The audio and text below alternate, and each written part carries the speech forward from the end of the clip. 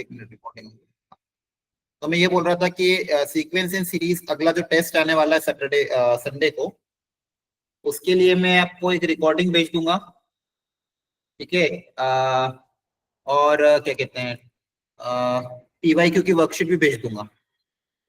तो आप लोग कोशिश करना उस रिकॉर्डिंग को 1x स्पीड में देख के इसको, क्योंकि सीक्वेंस सीरीज बच्चों 11 का हाई वेटेज चैप्टर में भी आता है, 1 से 2 क्वेश्चन आते हैं सीक्वेंस सीरीज में।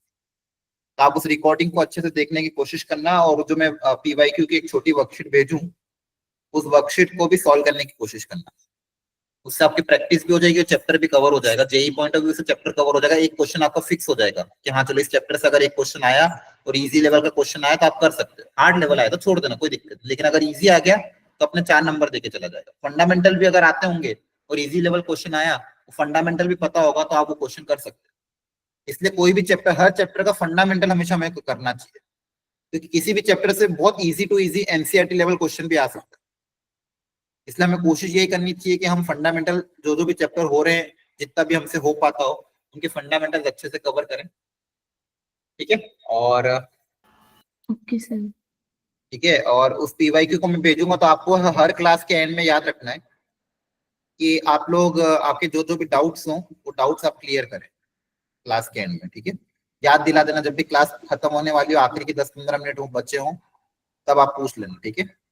क्योंकि फिर क्लास का टाइम हो जाता है उसके बाद नहीं कर पाऊंगा, क्योंकि मेरी कंटिन्यूअस क्लास रहती है ना।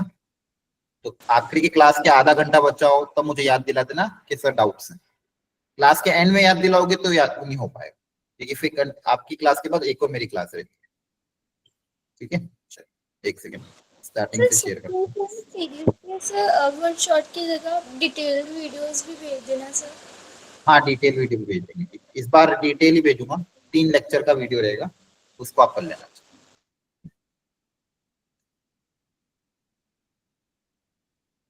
आज ही भेज दूंगा ताकि हफ्ते भर में आराम से आपकी तैयारी हो जाएगी।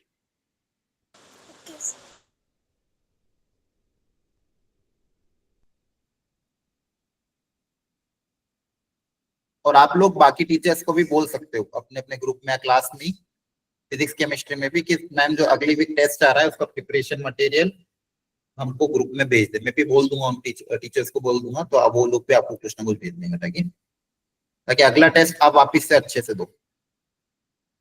ओके स्टार्ट करते हैं। हाँ 26 से स्टार्ट है ना आपका पहला क्वेश्चन, ठीक है। सबसे पहले पूछा था ग्रेटेस्ट टर्म। देखो अच्छा, हर में कुछ ना कुछ कॉन्सेप्ट होगा। ग्रेटेस्ट टर्म मतलब कौन सी टर्म होती है? Sir mid term.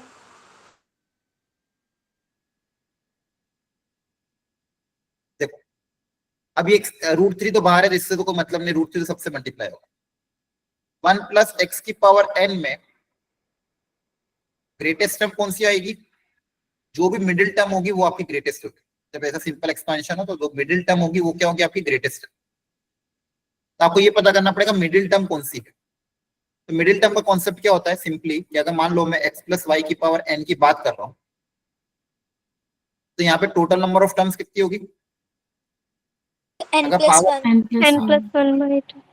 नहीं, टोटल नंबर ऑफ टर्म्स पूछ रहा हूँ। जब भी पावर n हो, टोटल नंबर ऑफ टर्म्स कितनी होगी? n+1, है ना? Very good. आंसर सबको देना। देखो गलत आंसर दोगे तभी सीखोगे। अब जैसे एक बच्चे ने आंसर बोला n+1/2, तो उसको अपनी गलती पता चलेगी। बाकी लोग जो आंसर नहीं देते हैं वो सबसे बड़ी गलती करते हैं। आपको हमेशा आंसर देना चाहिए, गलत होगा तभी सीखोगे। तो अगर पावर n है तो total number of terms n+1 होती है। तो यहाँ पे इस क्वेश्चन में पावर 20 है, तो इस क्वेश्चन की टोटल नंबर ऑफ टर्म्स कितनी हो जाएगी? 21। Very good, 21। अब हम बेसिक कंसेप्ट अप्लाई करेंगे। अगर किसी मतलब जो भी नंबर है उसमें एक 21 टर्म्स है, तो 21 टर्म मतलब नंबर ऑफ टर्म्स अगर ऑड है तो एक मिडिल टर्म आएगी। Yes sir. यस। ये तो बेसिक स्टैटिस्टिक्स हम लगा सकते हैं, क्लास 10 में आपने स्टैटिस्टिक्स पढ़ा होगा। नंबर ऑफ टर्म्स अगर ऑड है तो एक मिडिल टर्म आती है, और नंबर ऑफ टर्म्स अगर ऑड है तो मिडिल टर्म कैसे निकालते हैं? n+1/2 करके। Yes sir. Yes sir. तो 22 + 1 11। 22/2, दैट इज 11th टर्म, है ना? Yes sir. Yes sir. मतलब इसकी 11th टर्म जो होगी वो आपकी मिडिल टर्म होगी। और जो मिडिल टर्म होगी वही आपकी क्या होगी, ग्रेटेस्ट टर्म।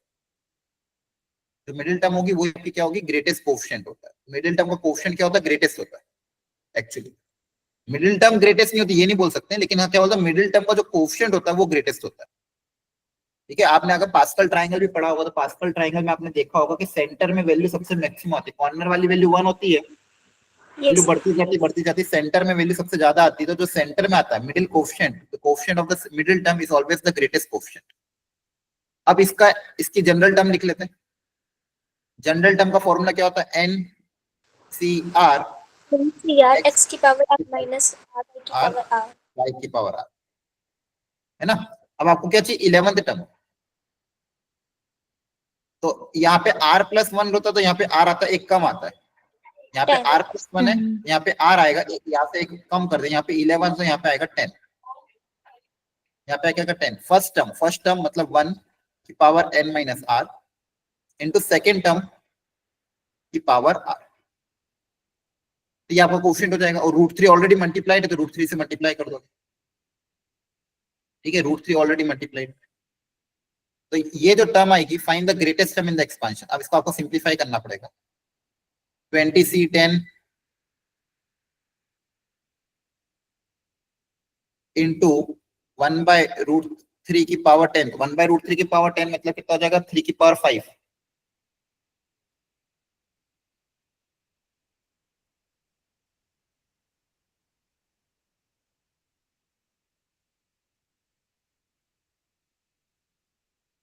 वन बाई 3 की पावर 5, और ये √3 भी रहेगा। √3 को अगर अंदर भेज देते हैं, √3 बचता, और यहाँ पे क्या बचता, 1 बचता। √3 प्लस 1 बचता, 1 प्लस √3 की पावर 20 हो जाता। नहीं, √3 को अंदर बचता तो √3 की पावर 20 बन के अंदर जाता है। फिर √3 को आप सबसे मल्टीप्लाई भी कर सकते हो, तो आपके फाइनल आंसर में द ग्रेटेस्ट टर्म, इसको √3 से मल्टीप्लाई भी करना पड़ेगा। इफ आपका बाहर भी √3 है in the expansion of this. Clear है, इसका आंसर क्या आया था फिर, नन ऑफ दिस आएगा क्या। 2 मिनट से सॉल्व कर।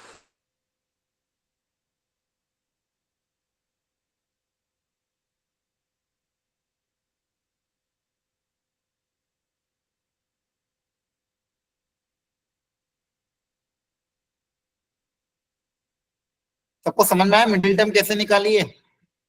एनीवन Yes, किसी sir. को डाउट हो तो Yes, मिडिल sir. टर्म पूछ लेना। Yes, sir. Yes, sir.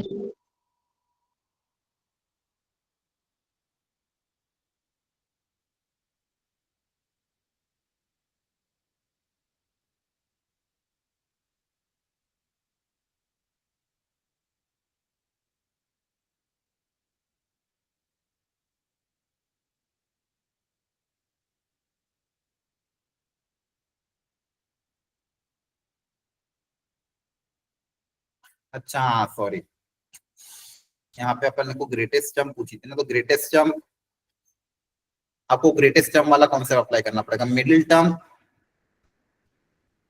Term का क्या होता है, कोएफिशिएंट ग्रेटेस्ट होता है, लेकिन ग्रेटेस्ट टर्म के लिए आपको वो वाला फॉर्मूला अप्लाई करना पड़ेगा। क्लियर है, इसलिए दिक्कत आ रही है। यहाँ पे अगर पूछते ग्रेटेस्ट कोएफिशिएंट कौन सा है, तो आप बोलते मिडिल टर्म का कोएफिशिएंट ग्रेटेस्ट होता है ना। यहाँ पे ग्रेटेस्ट टर्म पूछा है, Yes, sir. ठीक है। इसको हाँ सर इस मेथड से तो हाँ कोई भी मैच नहीं आंसर करेगा। मैच यहाँ पे नहीं ग्रेटेस्ट टर्म था, ग्रेटेस्ट कोएफिशिएंट, ग्रेटेस्ट, ध्यान रखना दोनों में अंतर है। ग्रेटेस्ट कोएफिशिएंट होगा तो वो वाला फॉर्मूला अप्लाई करो। तो देखो इसके मैं शॉर्ट ट्रिक सिखा रहा हूँ आपको, ग्रेटेस्ट टर्म निकालने का तरीका सुनो। कभी भी अगर आपको ग्रेटेस्ट टर्म पूछे इन द एक्सपांशन ऑफ, लिख लो सब लोग अपनी अपनी कॉपी में, a प्लस बी की पावर n। तो एक फॉर्मूला अप्लाई कर देना डायरेक्टली। r की वैल्यू निकालना, r एक टर्म है, r की वैल्यू ऐसे निकालना। क्या था फॉर्मूला, वो n plus 1 upon 1 plus b by a mod of b by a की पावर, इसका फॉर्मूला याद है किसी को, n plus 1 upon mod of b by a, ऐसा ही कुछ आता था, है ना। हाँ यही था। यही था। इसकी वैल्यू आपको निकालनी पड़ेगी, n+1/mod(b/a). अब ये जो r की वैल्यू है, बहुत अच्छा कॉन्सेप्ट है, सीख लो अच्छे से आज की क्लास में, ठीक है। एक ही क्लास में आपको बाइनोमियल भी रिवाइज हो जाएगा। अब यहां से r की वैल्यू दो तरह से आ सकती है। अगर इंटीजर आया,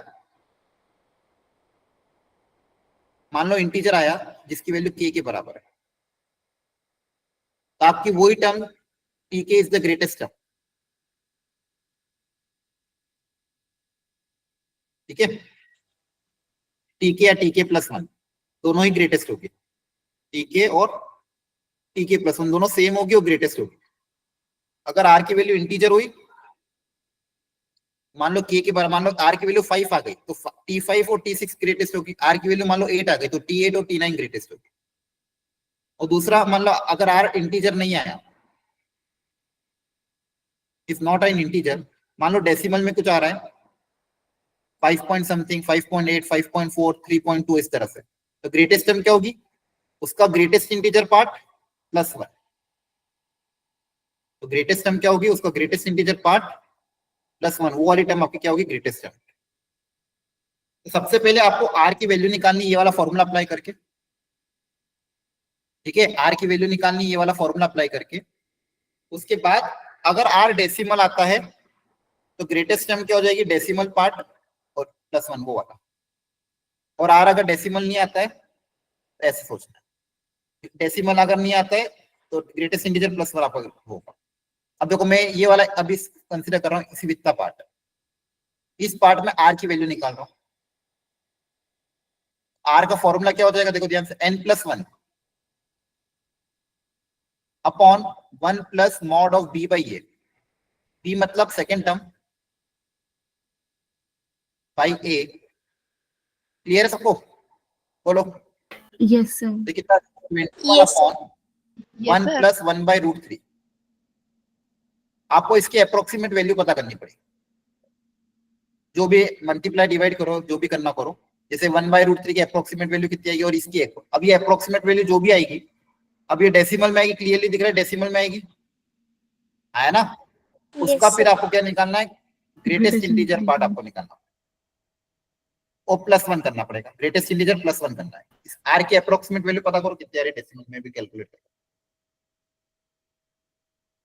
So 21√3/√3+1. हाँ, √3 की वैल्यू 1.7 होती है। Okay, sir. डेसिमल में पता करो कितनी है। देखो 1 को 1.7 से डिवाइड करोगे तो 0.5 आएगा, 0.57 +1 करोगे तो 1.57, और 21 को 1.57 से डिवाइड करेंगे तो 13.37 आएगा। अप्रोक्सीमेटली 13 पॉइंट समथिंग आ रहा है। आपको अप्रोक्सीमेट निकालना है कि 13 पॉइंट समथिंग आ रहा है, तो 13 पॉइंट समथिंग आ रहा है, तो बताओ ग्रेटेस्ट टर्म कौन सी होगी? 13. So 13. नहीं, 13 greatest integer part +1, 14th term.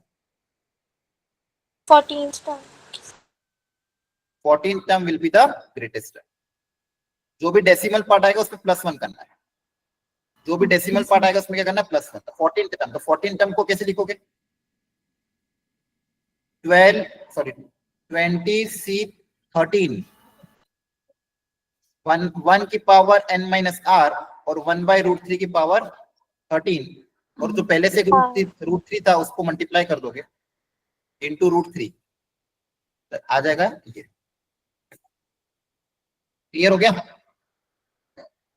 Yes, sir. तो ध्यान रखना, ग्रेटेस्ट कोएफिशिएंट और ग्रेटेस्ट टर्म में अंतर होता है। ग्रेटेस्ट कोएफिशिएंट पूछे तो मिडिल टर्म निकालना है, और ग्रेटेस्ट टर्म पूछे तो ये वाला फॉर्मूला अप्लाई करना। ये फॉर्मूला याद कर लो बस, r = n+1/1+mod(b/a). b मतलब सेकंड टर्म, a मतलब first term, second term upon first term, ऐसे याद कर लेना। r = n+1/1+b/a।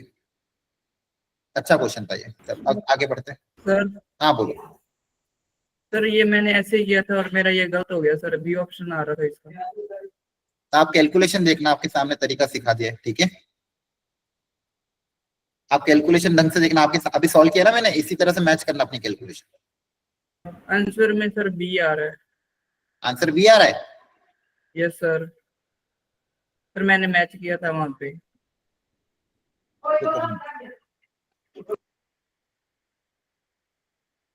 बट सर इस कैलकुलेशन से तो 13.22 ही आ रहा है डेसिमल। NCR 1 की पावर 7 1/√3 की पावर 13 1/√3 की पावर 13 इंटू √3 करोगे तो कितना आएगा 1/√3 की पावर 12। करेक्ट है, ठीक है, यस यही करेक्ट आंसर। ठीक है, ओके, अगला करो फटाफट। देखो ये करेक्ट है, हो सकता है आंसर में मिसप्रिंटिंग हो गई, लेकिन ये तरीका आपका सही है ना, इस पर आप सर भरोसा फिर रखो। हमारे मार्क्स कटे हैं उसमें तो। अरे अब वो जो होना था वो क्या, अब सीख ले आगे। ठीक है, अभी आगे बढ़ते हैं। अब जो नंबर आ गए, जो कट गए, वो गए काम से। अभी आपका काम क्या है, सीखो कि जेई में अगर क्वेश्चन आता है तो कैसे करना है। क्लियर हो कोई बात? अब उस Yes. पर अपन टाइम वेस्ट नहीं कर सकता है कि सर हमारा नंबर बढ़ाओ और वो सब करो, वो बात की बात है। आप तरीका सीखो क्लास में बस, नहीं तो ऐसा कवर ही नहीं हो पाएगा, लेक्चर भी खत्म हो जाएगा। चलो आगे बढ़ते हैं। The coefficient of x cube, ये भी बहुत अच्छा क्वेश्चन है। यहाँ पे थोड़ा आपको दिमाग लगाना पड़ेगा, सुनो ध्यान से। देखो यहाँ पे 3 टर्म है, इसको इन तीनों को इससे मल्टीप्लाई करोगे अगर आप, इस ब्रैकेट के आगे 3 टर्म थे, तीनों को ब्रैकेट को इन सबसे मल्टीप्लाई करेंगे तो पहला क्या आएगा 1 इंटू 1 - 2x की पावर 18, फिर ax इंटू 1 - 2x की पावर 18, और फिर 17x² इंटू 1 - 2x की पावर 18। यहाँ पे क्या था, बाइनोमियल में तो कन्वर्ट करना ही पड़ेगा। आगे ब्रैकेट में 3 टर्म था, तीनों को इनसे मल्टीप्लाई कर दिया, ये पहला स्टेप। ये समझ में आया? Yes sir. अब आपको क्वेश्चन में बोला है कि इस पूरे एक्सपांशन में इन तीनों चीजों को आप एक्सपांड करोगे तो यहाँ पे 19 टर्म आएगी, यहाँ पे भी 19 टर्म आएगी, यहाँ पे भी 19 टर्म्स आएगी। ठीक है, उन सब में x की पावर 3 जो जब जब भी x की पावर 3 आएगा उसका क्या होगा ये पूछा। सबसे पहले आपको जनरल टर्म लिखना पड़ेगा। ये जो आपको, माइक ऑफ करो पूजा।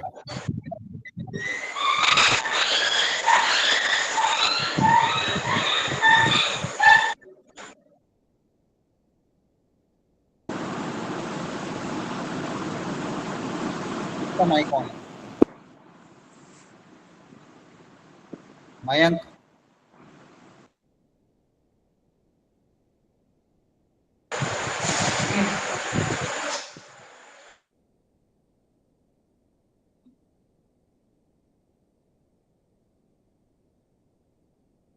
देखो आप ऐसे माइक ऑन नहीं रख सकते हो, मैं रिमूव कर दूंगा, रिमूव कर भी दिया मैंने। नहीं क्लास ज्वाइन करनी तो आया ही मत करो। ठीक है, आप लोगों के लिए एक या 2 क्लास होगी, I am taking 3rd and 4th class. ठीक है, तो बहुत एनर्जी लगती क्लास लेने में, ऐसे डिस्टरबेंस होता है तो बहुत प्रॉब्लम आती है। या तो आप ऐसी जगह बैठो जहाँ पे शांति हो, और नहीं शांति रख सकते हो, शांति वाली जगह बैठ सकते हो तो माइक को ऑन ही मत करा करो, तो ऐसे रिमूव ही करना पड़ेगा मुझे एक एक करके। ठीक है, अब देखो ध्यान से। सबसे पहले ये जो बाइनोमियल टर्म है, इसका जनरल टर्म लिख लो साइड में।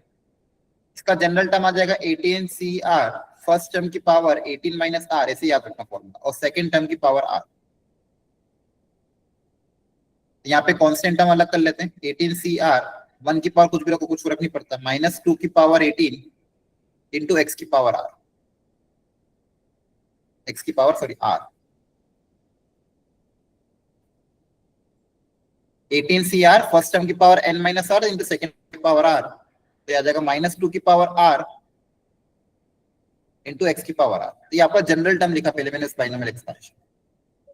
अब सुनो अच्छे से, यहाँ पे बाहर तो 1 है, यहाँ पे एक्स क्यूब कब मिलेगा, जब इसके अंदर से एक्स क्यूब निकालना पड़ेगा,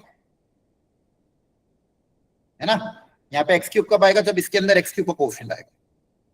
अब देखो यहाँ पे एक्स क्यूब अगर चाहिए तो ये आपका एक्सपांशन है, इसके अंदर एक्स क्यूब कब आएगा, जब आर की वैल्यू क्या रखोगे जनरल टर्म में। यहाँ पे बताओ एक्स क्यूब कब आएगा, आर की वैल्यू क्या रख दें, 3 रख दें, सर है ना। Yes sir. तो यहाँ पे आगे आगे ऑलरेडी 1 था, 1 से क्या मल्टीप्लाई हो जाएगा, आर को 3 रख दोगे तो 18C3 -2 की पावर 3, और x की पावर 3 रखोगे तो यहाँ पे एक्स क्यूब बन जाएगा। ठीक है, आगे बढ़ते हैं। सेकेंड पार्ट, पहले से एक x है, x की पावर 1 पहले से ही है। अब एक्स क्यूब बनाने के लिए इसके अंदर से क्या निकालोगे, सो एक्स स्क्वायर एक्स स्क्वायर है ना, ताकि पावर 2 और पावर 1 के एक्स क्यूब बन जाए, हाँ है ना। Yes, sir. यस सर अब एक्स स्क्वायर, इसमें एक्स स्क्वायर कब आएगा, जब आर को क्या रखना पड़ेगा 2। 2 यस सर यहाँ पे देखो आपका क्या आ जाएगा, x इंटू 18c2, आर को 2 रख दो, -2 की पावर 2 इंटू एक्स की पावर 2। देखो यहाँ पे एक्स क्यूब का टर्म बन जाएगा अपने आप ही। बस मुझे ये देखना कि एक्स क्यूब कहाँ कहाँ बनेगा, उन सबको आपस में ऐड कर दूंगा। फिर लास्ट में ऑलरेडी एक्स स्क्वायर है, तो यहाँ पे क्या देखेंगे, X. एक्स नहीं हाँ एक्स क्यूब, हाँ वेरी गुड, एक्स देखेंगे एक्स की power 1, Yes, sir. Already x square है तो एक्स की पावर 1 ताकि पावर 3 बन जाए। 1 बनाना तो आर को क्या रखना पड़ेगा 1, आर को 1 रख दोगे तो एक्स स्क्वायर पहले से था, आर को 1 रख दोगे, 18c1 -2 की पावर 1 इंटू एक्स, यहाँ पे भी एक्स क्यूब बन जाएगा। तो फाइनली एक्स क्यूब का कोफिशिएंट आपका क्या आएगा, इन तीनों का एडिशन, Yes, ठीक sir. है। यस सर तो यहाँ पे तीनों का एडिशन कर दोगे आपके पास एक्स क्यूब का कोफिशिएंट।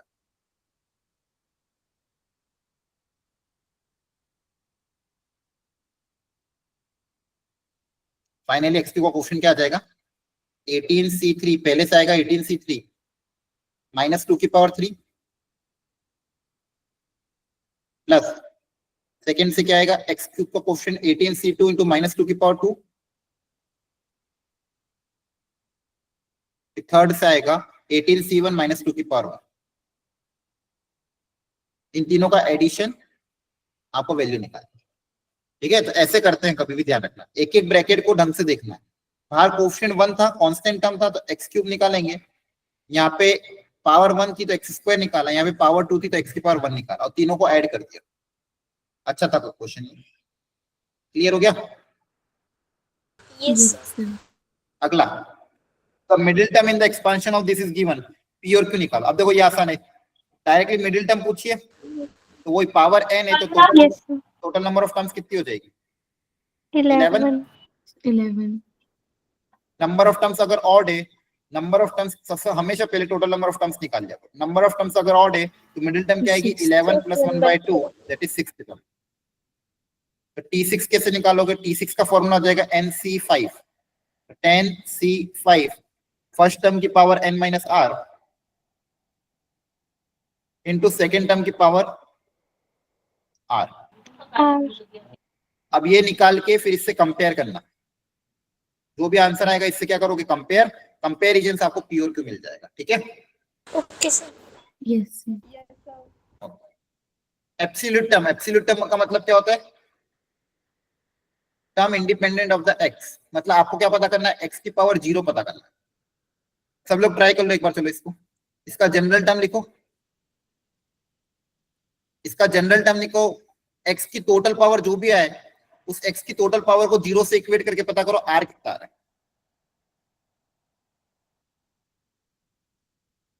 इसका जनरल टर्म लिखो और फिर एक्स की जो भी टोटल पावर आएगी उससे पता करो आर कितना है। बहुत अच्छा क्वेश्चन है।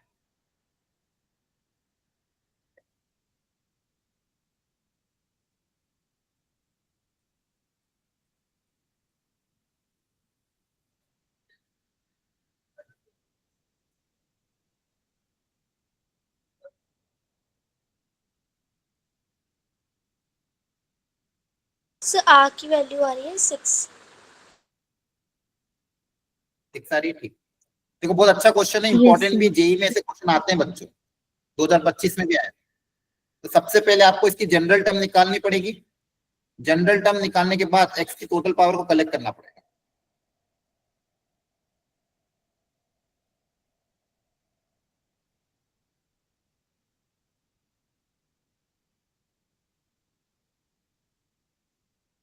देखो ध्यान से, 9CR फर्स्ट टर्म की पावर 9 - R और सेकेंड टर्म की पावर R,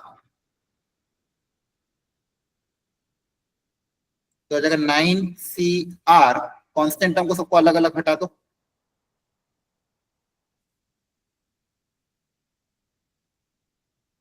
और x की टर्म्स को साथ में कलेक्ट कर लो। तो ध्यान से देखोगे, अगर x की टर्म तो यहां से आएगा एक्स स्क्वायर है, एक्स स्क्वायर पावर से मल्टीप्लाई हो जाएगी, तो 2 इंटू 9 माइनस आर कितना हो जाएगा 18 माइनस आर, और यहाँ से क्या आएगा डिवाइडेड बाय एक्स की पावर आर। चेक कर लेना एक बार, तो यहाँ पे टोटल बनेगी एक्स की पावर 18 माइनस 2 आर, ये आ रहा था। यस अब ये पावर आपको क्या चाहिए, इंडिपेंडेंट ऑफ एक्स मतलब जीरो। बहुत आसान होते हैं क्वेश्चन, जनरल टर्म लिखो, एक्स की टोटल पावर कलेक्ट करो, और जो भी टोटल पावर आती है इसको जीरो से इक्वेट करो। जीरो से इक्वेट करो तो यहाँ से एक्स की वैल्यू, आर की वैल्यू कितनी आ जाएगी 9। सर एक अब टर्म और भी तो आएगी, नहीं एक ही टर्म आएगी ना, के साथ भी एक्स है ना सर, वो तो माइनस आर नहीं आ जाएगा? और माइनस आर कर दो, अच्छा 2 आर है, हाँ 18 माइनस 2 आर है यहाँ पे, ऊपर 18 माइनस 2 आर रहेगा और नीचे आर है, तो ये 18 माइनस 3 आर आ जाएगा। क्लियर है? यस यस 18 माइनस 3 आर को जीरो से इक्वेट करोगे तो आर आपका आएगा 6, एक ही टर्म आएगी, एक टर्म एक ही आएगी, आर की वैल्यू 6 के Yes. बाद। अब आर की वैल्यू 6 यहाँ पे रख देना, तो आर को 6 रखोगे तो आपका आंसर आ जाएगा 9c6 3/2 की पावर 3 माइनस 1/3 की पावर 6। इसको सिंप्लीफाई करोगे तब आपका आंसर आएगा।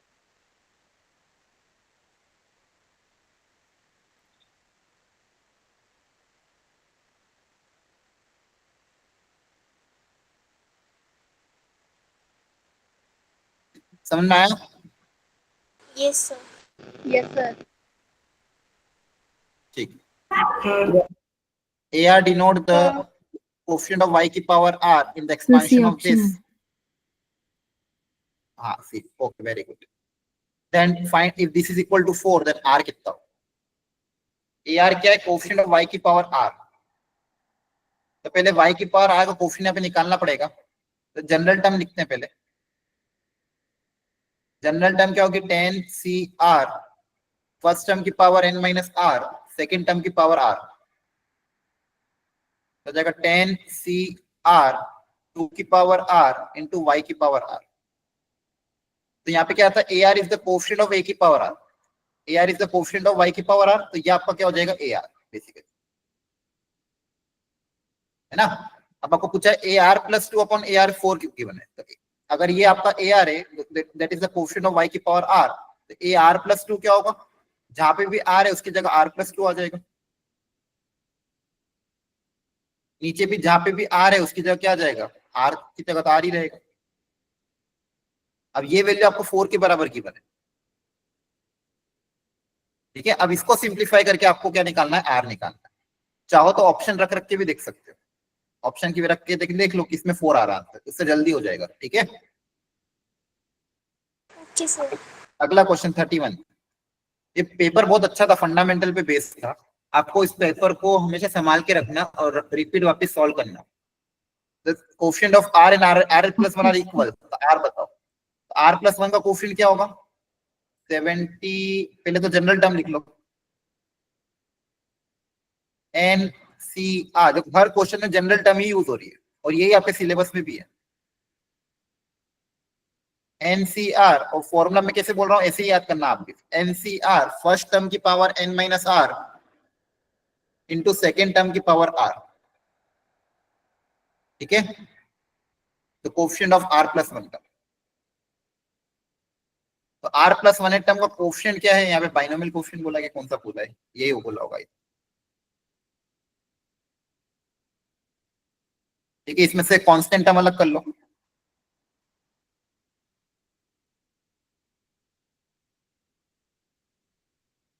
तो ये कोफिशिएंट हो गया। अब ये कोफिशिएंट और r प्लस 1 का कोफिशिएंट इक्वल है, तो tr plus 1 and coefficient of tr plus 1 and coefficient of tr is both are equal. तो यहाँ पे क्या करोगे 74cr 3 की पावर 74 माइनस r इंटू 2 की power r equal to 74c r minus 1, r का हो जाएगा r माइनस 1, 3 की पावर इन दोनों का डिफरेंस 2 की पावर r माइनस। अब यहां से सिंप्लीफाई करके आपको r निकालना, दोनों के कोफिशिएंट को इक्वेट करके क्या निकाल दिया, r निकालना। अगला अगेन ये भी बहुत अच्छी वेराइटी है, सारे क्वेश्चन बहुत अच्छी वेराइटी के थे आपके लिए, मतलब एक बहुत अच्छा पेपर था ये। इस पेपर को हमेशा संभाल के रखना। जेई पॉइंट ऑफ व्यू से जब भी इस चैप्टर को आपको रिवाइज करना हो, बस ये पेपर सॉल्व कर लो और कुछ भी करने की जरूरत नहीं। Okay sir.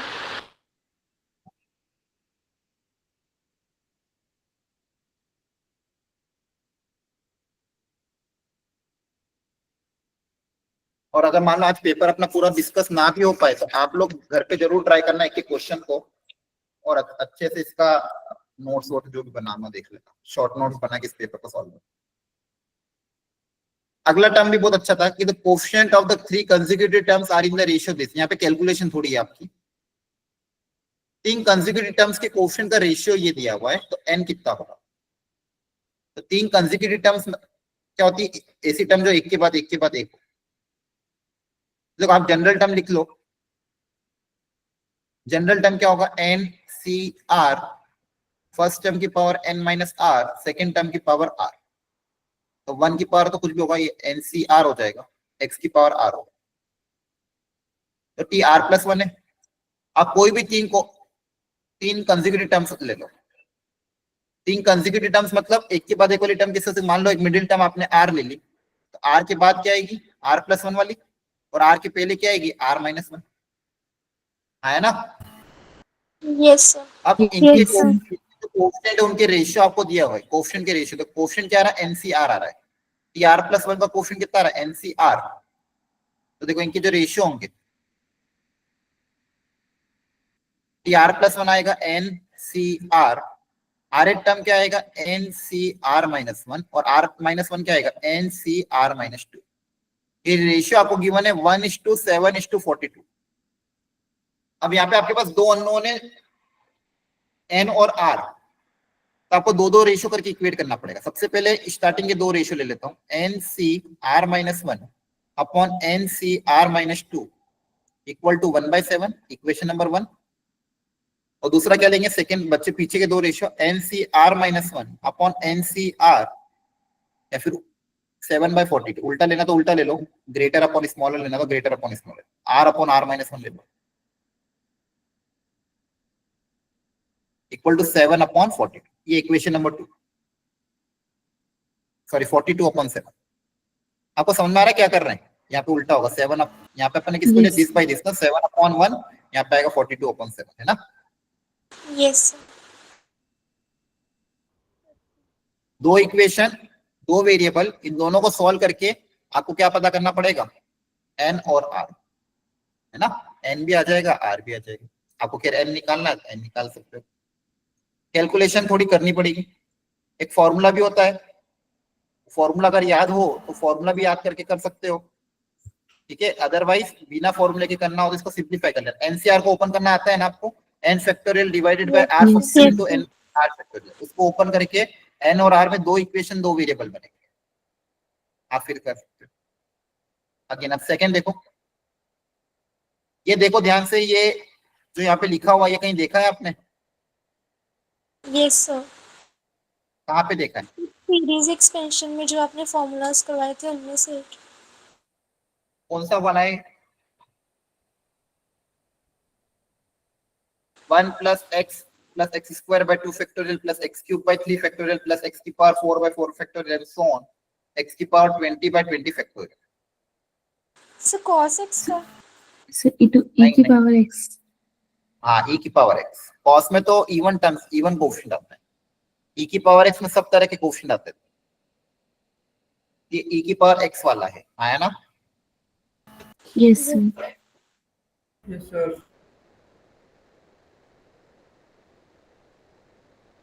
लेकिन खैर e की पावर x का एक्सपेंशन तो आपको और आगे तक जाता है, आया ना। Yes, sir. Yes sir.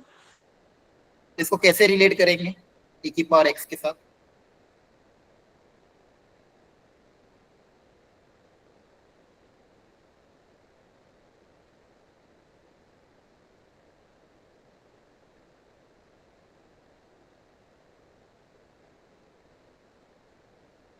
देखो बेसिकली क्या होता है, एक नया पेज ऐड कर देता हूँ। अच्छा क्वेश्चन था, सारे क्वेश्चन बहुत अच्छे थे, सुनना ध्यान से। आपको ये पहले दिख गया यहाँ पे कि सर e की पावर x का एक्सपांशन है। अब इसको अप्लाई कैसे करना होता है? e की पावर x का एक्सपांशन क्या होता था? 1 plus x square by 2 factorial plus x cube by 3 factorial plus x की power 4 by 4 factorial and so on.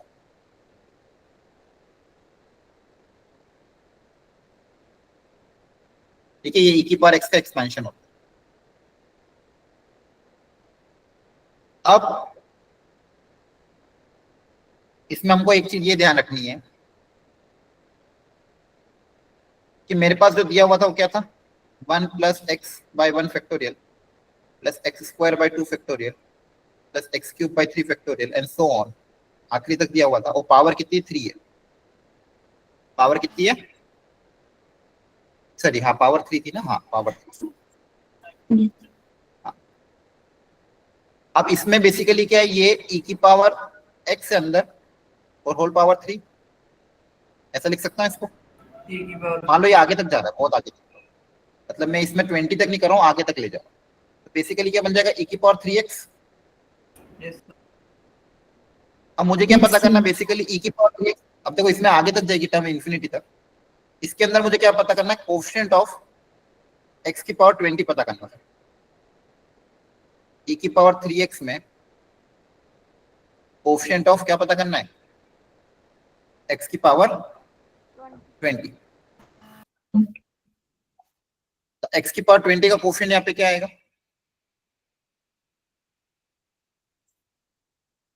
बताओ। देखो e की पावर 3x का एक्सपांशन लिख लो। e की पावर 3x का एक्सपांशन क्या होगा? सर x की 1 जगह प्लस 1, x की जगह 3x आ जाएगा, यस सर। Yes, sir. है ना? e की पावर 3x का एक्सपांशन तो लिख ही सकते हो।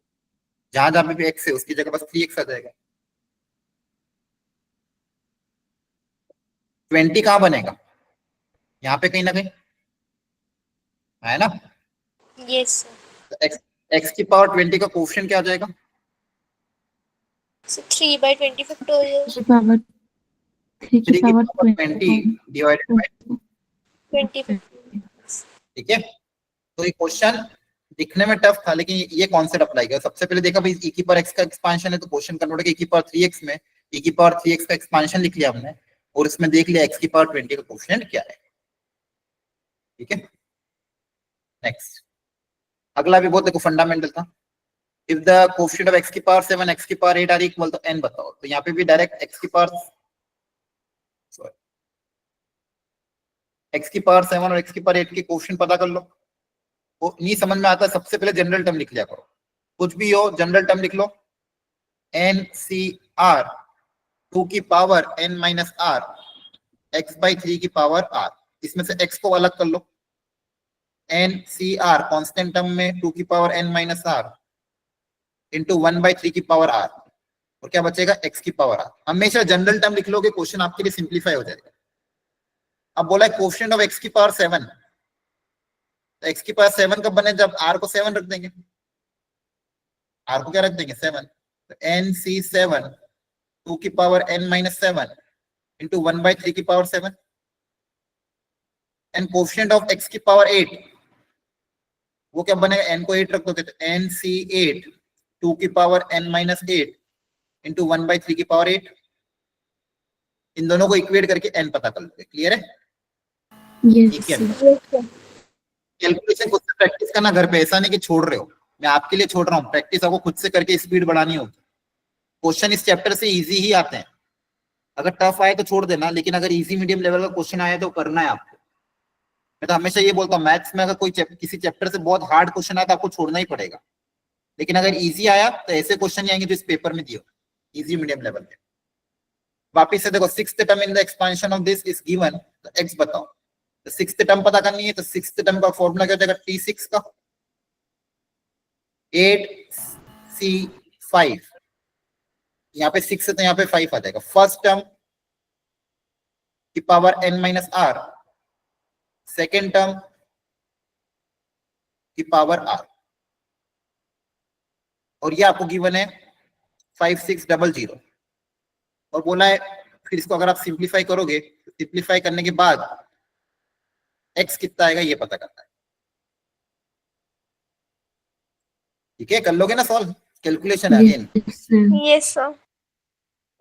अगला देखो मिडिल टर्म पे एक और क्वेश्चन आता है, coefficient of the middle term in the expansion of this and this is same. तो अल्फा बताओ, तो मिडिल टर्म निकालनी है, एक में पावर 4 है, एक में पावर 6 है।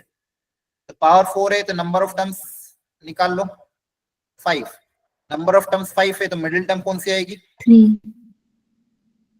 5 प्लस तो हर बार की तरह थर्ड टर्म। यहाँ पे देखो नंबर ऑफ पावर 6 है, पावर 6 तो हमेशा मैं यही तरीका अपनाता हूँ, फॉर्मूला याद रखने की जरूरत ही नहीं आपको, मिडिल टर्म का कोई फॉर्मूला याद रखने की जरूरत नहीं।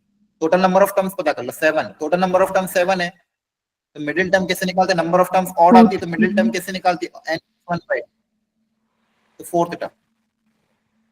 बोला ये दोनों अगर इक्वल है, इनके कोएफिशिएंट अगर आपस में इक्वल है तो अल्फा बताओ, इनके कोएफिशिएंट पता कर ले। तो पहले वाली में थर्ड टर्म क्या होगी? तो T3 का फॉर्मूला अप्लाई कर दो फर्स्ट वाली में, और सेकेंड वाली में फर्स्ट वाली में थर्ड टर्म क्या होगी? 4c3, 3 है तो 2, 1 की पावर 2 अल्फा x की पावर 2, और सेकेंड वाली का फोर्थ टर्म। फिर अपन को कोएफिशिएंट इक्वेट करना है, तो x को हटा सकते हो, कोएफिशिएंट इक्वेट करना है ना। सेकेंड वाली का फोर्थ टर्म क्या होगा? 6c3। अब इनके कोएफिशिएंट क्या होंगे? कोएफिशिएंट मतलब x को छोड़ के बचा हुआ कोएफिशिएंट होता है, तो कोएफिशिएंट क्या हो जाएंगे? 4c2 इंटू अल्फा स्क्वायर, यहाँ पे Yes. 6c3 into minus alpha का क्यूब। x को छोड़ के बच्चे में क्या होता है? कोएफिशिएंट। यहाँ से आपके पास अल्फा आ जाएगा, यहाँ पे x वाली टर्म को हटा दो तो बचा हुआ क्या है? कोएफिशिएंट। आपको बोला था coefficient of the middle term are equal, तो पहले टर्म पता कर ली, फिर कोएफिशिएंट मतलब x के अलावा जो टर्म होती है उनको कोएफिशिएंट बोलते हैं। Again the coefficient of the independent of x। अच्छा ये क्वेश्चन भी अच्छा था, ये जेईई मेंस 2025 में भी आया था सेम क्वेश्चन। यहाँ पे थोड़ा सा आपको सिंप्लीफिकेशन करना है पहले। नीचे तो टर्म गिवन है, बहुत स्टैंडर्ड है, आपको अगर फॉर्मूला याद हो a³ माइनस b³ का, a³ प्लस b³ का, इसके दो फैक्टर आते हैं,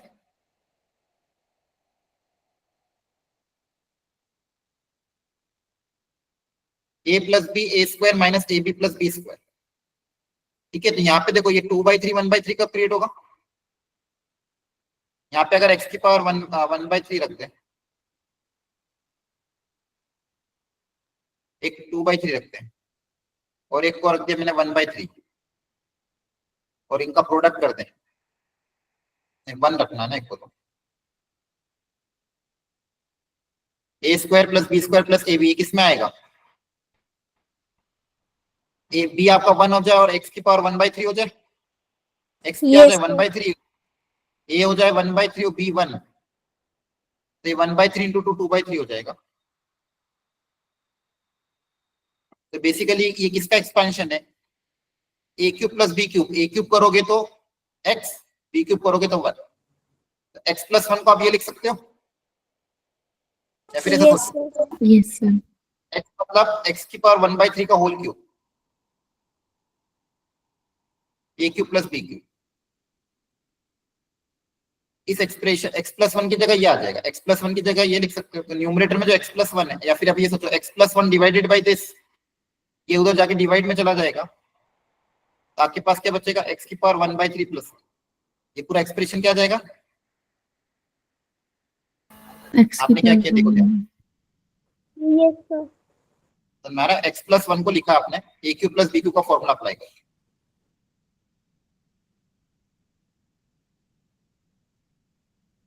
ये मल्टीप्लाई उधर जाके डिवाइड हो जाएगा, तो आपके पास ये बचेगा।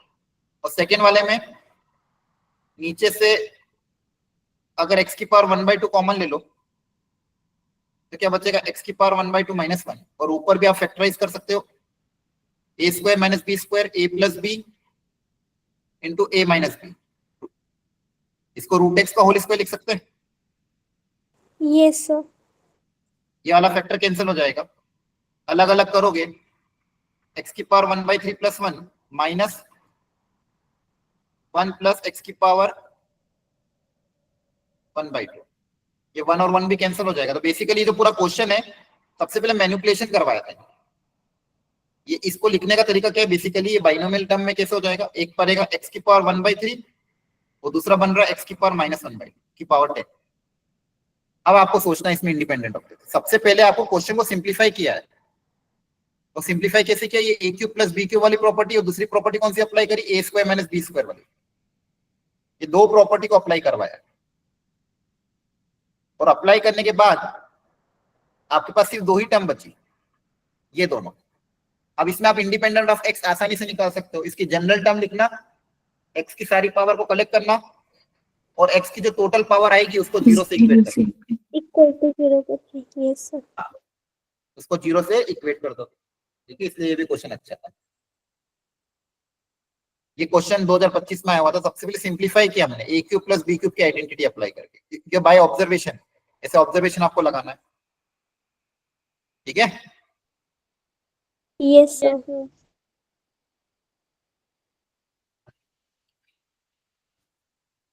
अब ये भी एक अच्छी वेराइटी थी। हर क्वेश्चन में एक नई नई वेराइटी है। आपको सबसे पहले ये समझना होगा, ये जो टर्म्स है ये बताओ क्या गिवन है, ये किसका सम है, यहां तक ध्यान से ऑब्जर्व करो। ये कौन सी टाइप की सीरीज है, हर टर्म में कोई कांस्टेंट नंबर मल्टीप्लाई होकर आगे बढ़ता जा रहा है। यस तो ऐसी सीरीज को क्या बोलते हैं, एपी के GP, sir. GP. GP. GP. हर टर्म में आर मल्टीप्लाई हो रहा है ना, यहाँ पे देखो x+1 सब में मल्टीप्लाई होता जा रहा है 2 से लेके Yes. 49 तक। अब इस जीपी का मुझे बताओ फर्स्ट टर्म क्या है, 1 plus x So 1 plus x. Whole square. First term, ये फर्स्ट टर्म है।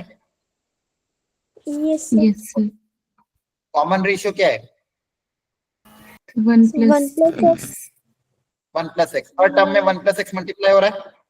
नंबर ऑफ टर्म्स कितनी है, 2 से लेके 49, सोच समझ के बताना। 2 to 49 नंबर ऑफ टर्म्स कितनी आएगी, 2 So 3 4 49 49. 48 आएगी। Yes sir. 2 से 49 तक सिर्फ 1 ही तो हटाना है, तो 2 से 49 तक नंबर ऑफ टर्म्स 48 आएगी। और यहाँ पे क्या है, sum of n terms of GP. Sum of n terms of GP का फॉर्मूला याद है किसी को, Yes, sir. So And a by into two. 1 minus r to the power n upon r minus 1. a r की power n -1 upon r -1। Sum of n terms of GP है। Sum of n terms of GP का formula क्या होता है, a r की power n -1 upon r -1। यहाँ पे आए तो यहाँ पे आपका sum of n terms of GP, सारी वैल्यू पता है। Sum of n terms of GP का फॉर्मूला अप्लाई हो जाएगा, a मतलब दिस, r मतलब दिस की पावर n -1 अपॉन r -1। नीचे 1 1 कैंसिल हो जाएगा, सिर्फ x बचेगा। तो आपके पास क्या बचेगा, 1 plus x square divided by x into 1 plus x की पावर 48 माइनस का 1। ये बचा आपके पास। आप चाहो तो इसको अलग अलग मल्टीप्लाई करके भी आप सॉल्व कर सकते हो और फिर इसको अलग से इंक्लूड कर लेना, इसमें ऐड कर देना। ये जो एक्स्ट्रा टर्म थी इसको अलग से ऐड कर देना। ये जो एक्स्ट्रा टर्म थी इसमें लास्ट में ऐड कर देंगे। अब आपको सिंप्लीफाई करना है। मेन यहाँ पे कॉन्सेप्ट ये था कि जब ऐसी सीरीज आए जो कि एक जीपी है, तो sum of n terms of GP का फॉर्मूला अप्लाई किया। Sum of n terms of GP का क्या अप्लाई किया, फॉर्मूला। ठीक है, और वो फॉर्मूला ये होता है।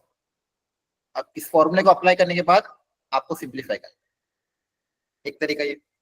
दूसरा, the value of x in the expansion if the third term, वापिस से आपको थर्ड टर्म दे दी है, वो पूछा है x कितना हो। थर्ड टर्म की वैल्यू आपको पता है 10 की पावर समथिंग कुछ गिवन, 10 की पावर 6। तो x की वैल्यू क्या रखें ताकि 10 की पावर 6 आ जाए। चाहो तो ऑप्शन से रख के एक बार 10 रख के देख लो, 10 रख के देखोगे तो कितना आ जाएगा, 10 रख के देखोगे तो 10 सेटिस्फाई कर रहा है क्या, 10 प्लस 10 की पावर 1 दैट इज 10, 10 प्लस 10 20, 20 की पावर 5, 20 की पावर 5 नहीं आएगा ये, है ना? ठीक है, तो 10 तो सेटिस्फाई नहीं कर रहा है ना? ऐसे कभी कभी Yes, ऑप्शन, sir. अच्छा थर्ड टर्म पूछा था, सॉरी डायरेक्ट कहाँ रख रहा हूँ, थर्ड टर्म निकाल के ऑप्शन रख देना, ठीक है? मैं डायरेक्ट निकालने लग गया। थर्ड टर्म पूछा था आपको, थर्ड टर्म क्या होगी वो चेक करना पड़ेगा। और दूसरा ये सिंप्लीफाई हो सकता है कि x की पावर x बेस 10, अब यहाँ पे अगर बेस अगर सेम होता तो सिंप्लीफाई कर पाते, और अब सिंप्लीफाई नहीं कर पा रहे, तो इसका थर्ड टर्म निकाल लेते हैं, t3। इसका थर्ड टर्म कैसे लिखोगे? 5c2 x की पावर n माइनस r और इसकी पावर r,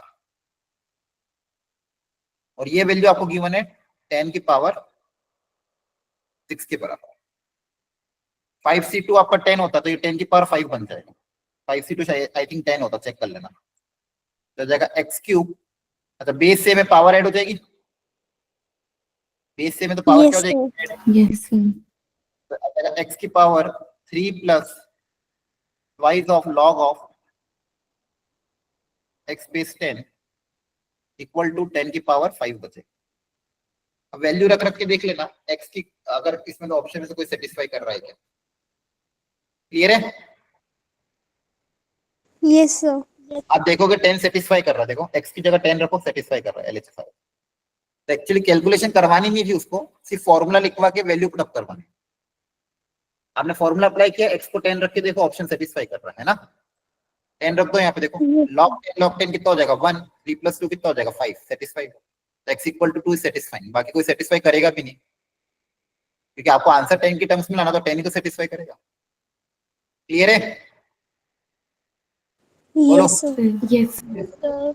थोड़ा बहुत समझ में आ रहा है क्वेश्चन कैसे हो रहे हैं? Yes. Yes, ठीक है, अब sir. मैं चाहता हूँ ये 3 क्वेश्चन आप अपनी ईमानदारी से सॉल्व करो, तीनों क्वेश्चन। अभी कितनी बज रही है? 7:54 हो रहे हैं। मैं आपको 10 मिनट का समय दे रहा हूँ, आराम से इन तीनों क्वेश्चन को सॉल्व करके आंसर निकालो। अभी जो मैंने कॉन्सेप्ट सीखा है एक बार अप्लाई करो खुद से, जनरल टर्म लिखो, मिडिल टर्म निकालो, जो भी निकालना करो। अच्छा यहाँ पे आपका एक्स स्क्वायर है, रुको एक काम करो 40 और 42 कर लो ट्राई, या फिर इसके आगे कौन से रुको, ठीक है पहले 40 ट्राई कर लो एक बार, फिर बताओ, फिर आगे देखते हैं। So 40 का आंसर ए आ रहा है। देखते हैं, देखना पड़ेगा, सब लोग ट्राई कर लो। 41 में मैं हिंट दे रहा हूं, उसको भी ट्राई करना। पावर को पहले मैं सेम बना रहा हूं, एक अलग कर लिया और एक पावर को कंबाइन कर लिया, और टोटल पावर यहाँ पे 4 लिख दी। इसमें से पावर 4 साथ में रखी।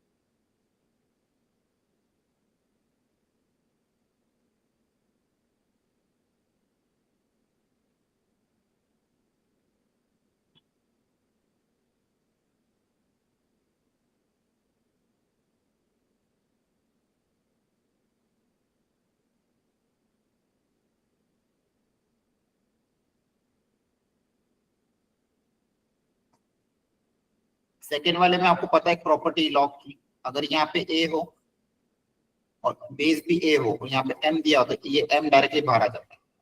यहाँ पे भी आप देखो कि दोनों सेम है, ये डायरेक्टली बाहर आ जाएगा, यहाँ पे सिर्फ ये बचेगा।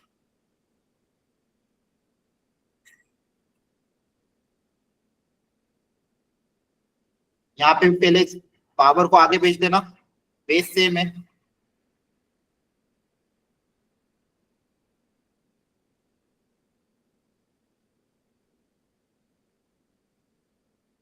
बेस सेम है, ये पावर आगे चल जाएगी, बेस सेम है तो ये बच जाएगा। अब इसके एक्सपांशन में आपको जो भी पूछा हो ट्राई करो।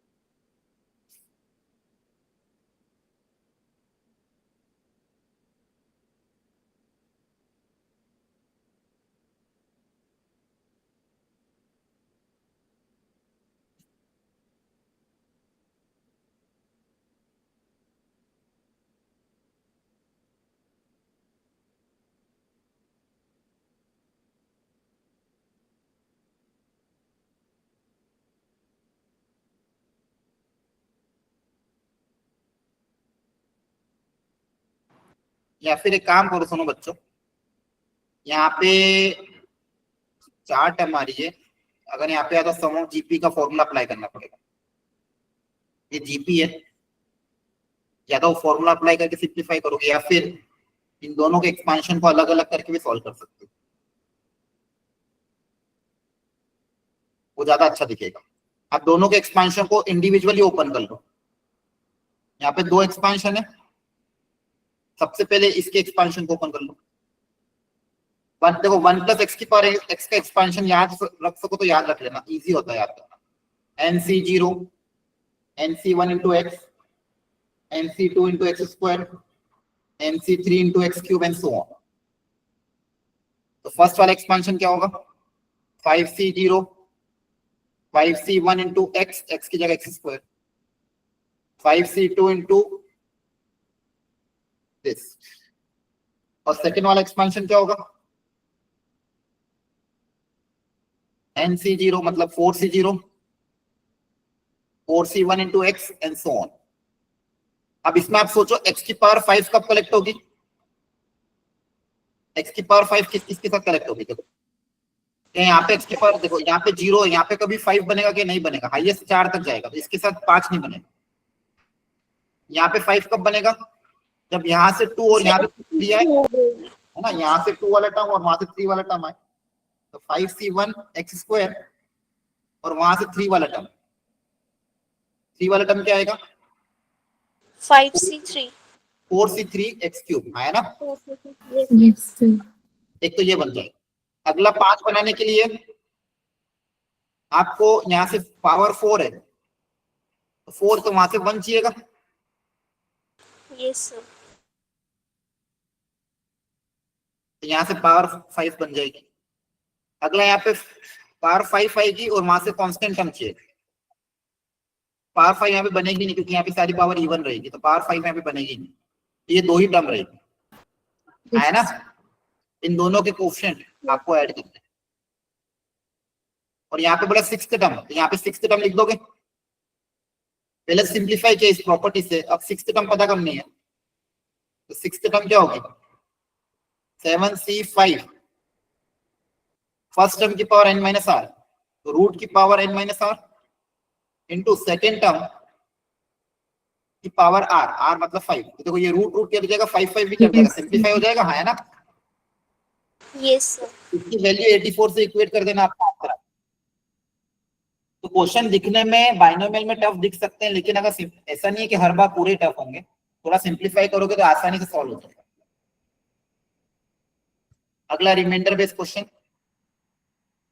अच्छा मुझे बता, ये जो क्वेश्चन यहाँ दिया है, अब आइडिया लग जाएगा इसको कैसे करना है? Yes sir. कैसे करोगे बताओ? सर इन्होंने x की पावर 5 पूछा है, जहाँ जहाँ पे भी x की पावर 5 बन रही है उनके कोफिशिएंट्स को अलग निकाल के एंड इक्वेट कर देंगे। हाँ वो भी कर सकते हो, x की पावर 5 जहाँ जहाँ बन रही है उनको ऐड कर दो, या फिर आप क्या कर सकते हो, ये जीपी है, Yes, sir. यही बताया था, sum of n terms of GP का फॉर्मूला अप्लाई करना, सिंप्लीफाई करने के बाद देख लेना x की पावर 5 कहाँ आ रहा है। दूसरा हर टर्म से x की पावर 5 निकालो, फिर जो कोफिशिएंट आएंगे वो ऐड करना। अब यहाँ पे बाइनोमियल कोफिशिएंट का एडिशन का फॉर्मूला लगेगा, अभी आपके सिलेबस में नहीं है वो। अच्छा इसको भी ध्यान से देखो, अभी सिखाया था, ये एक्सप्रेशन को समझ में आ रहा है, ये क्या है?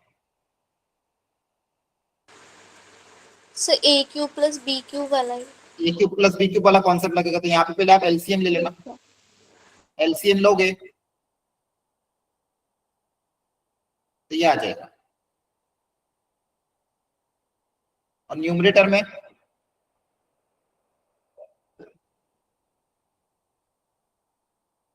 ये आ जाएगा। अब नीचे आपके पास बनेगा A cube minus B cube, that is X minus 1, ये, और ऊपर को सिंप्लीफाई करना। ये रिमाइंडर बेस्ड क्वेश्चन, ये भी बहुत अच्छे होते हैं। एक क्वेश्चन समझा देता हूं ताकि आपको ये भी क्लियरिटी हो। देखो रिमाइंडर बेस्ड क्वेश्चन आता ही है जेईई में, इस चैप्टर से या तो जनरल टर्म पे क्वेश्चन आएगा या रिमाइंडर पे क्वेश्चन आएगा, दोनों में से किसी एक पे आएगा। तो 5 की पावर 99 में 13 से डिवाइड करेंगे तो रिमाइंडर क्या आएगा? इस कॉन्सेप्ट को सब लोग बहुत ध्यान से समझना, एक ही क्वेश्चन में कॉन्सेप्ट क्लैरिटी आ जाएगी। सब लोग कंसंट्रेट होकर सुनना।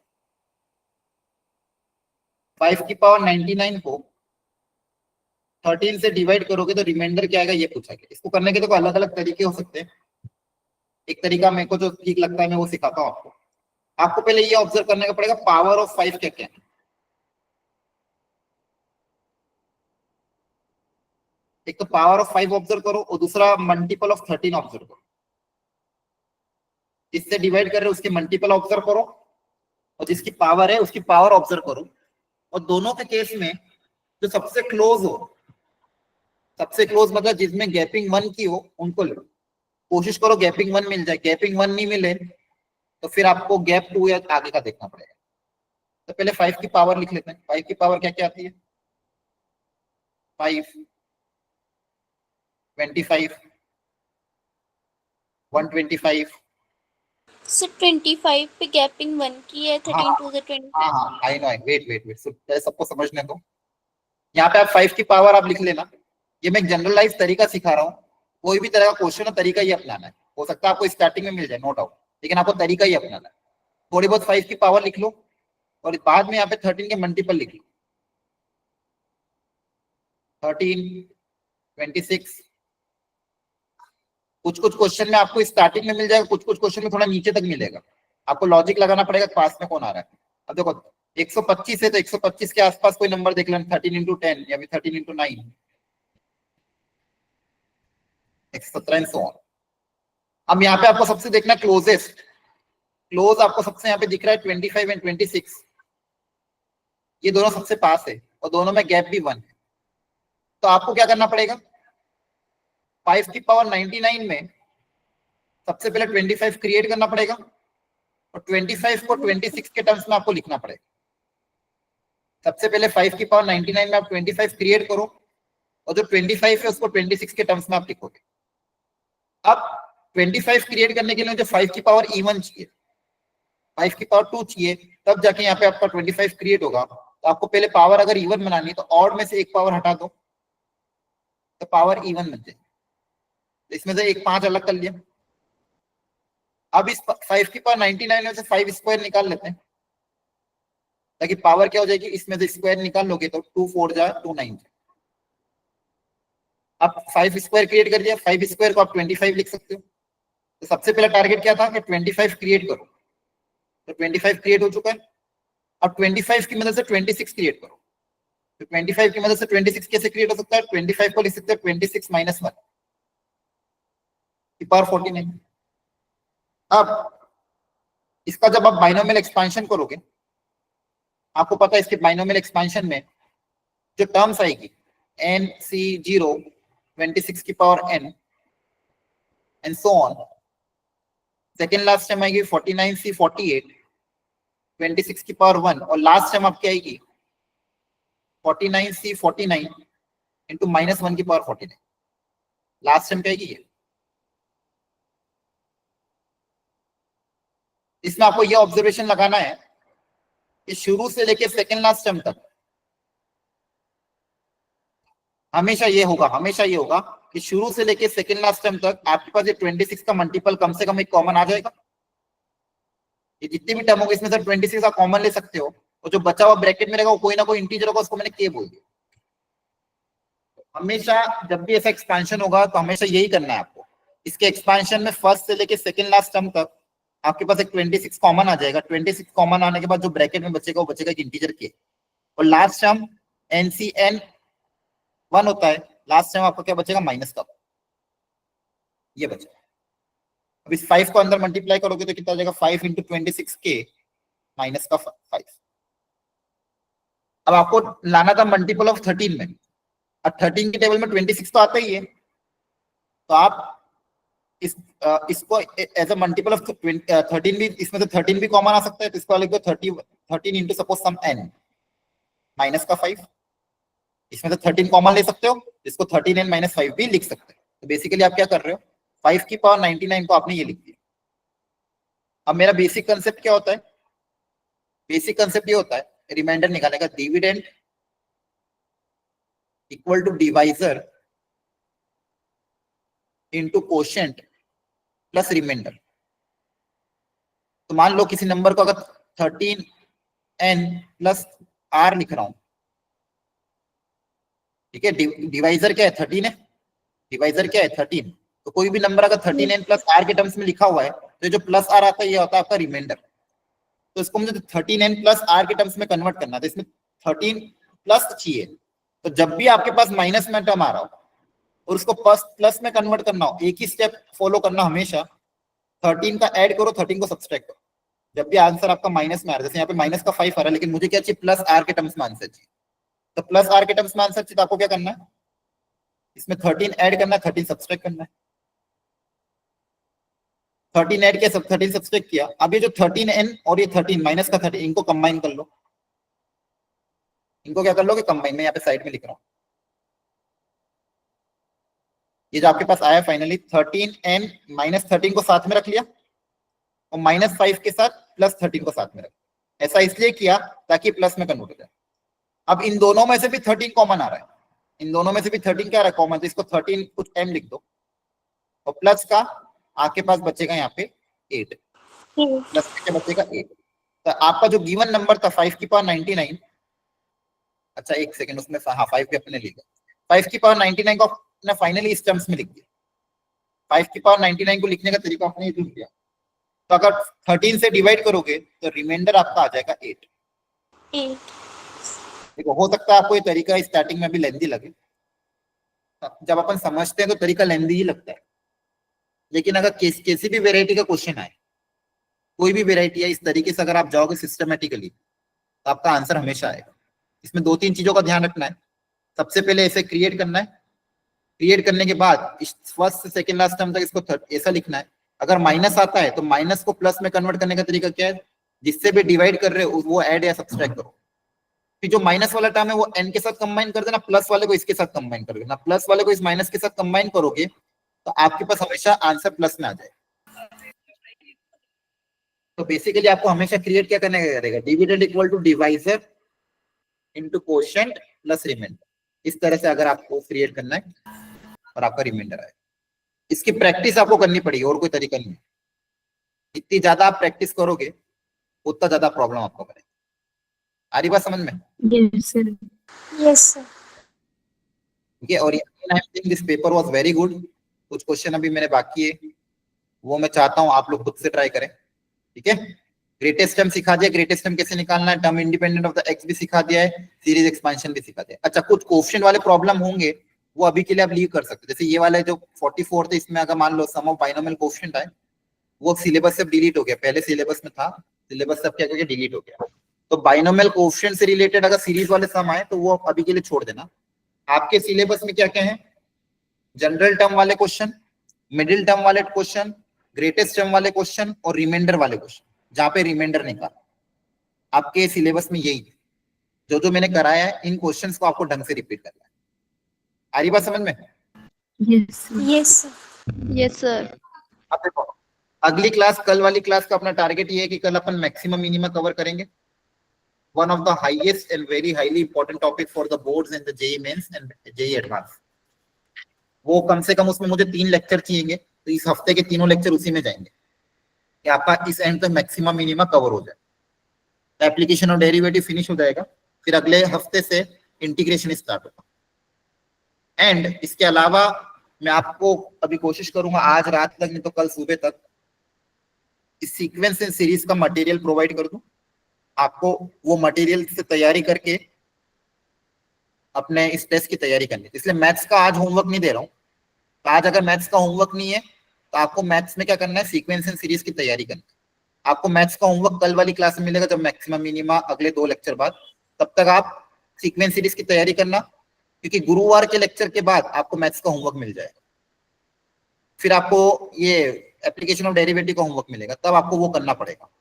इसलिए तब तक अभी अगले 2 दिन, मंडे, ट्यूसडे, वेडनेसडे, थर्सडे, ये 4 दिन में टारगेट करना कि सीक्वेंस सीरीज कंप्लीट हो जाए। क्योंकि थर्सडे वाली क्लास में मैं आपको मैक्सिमम मिनिमम का होमवर्क दूंगा, तो थर्सडे, फ्राइडे, सैटरडे आप थर्सडे और फ्राइडे फिर आपको मैक्सिमम मिनिमम करना पड़ेगा।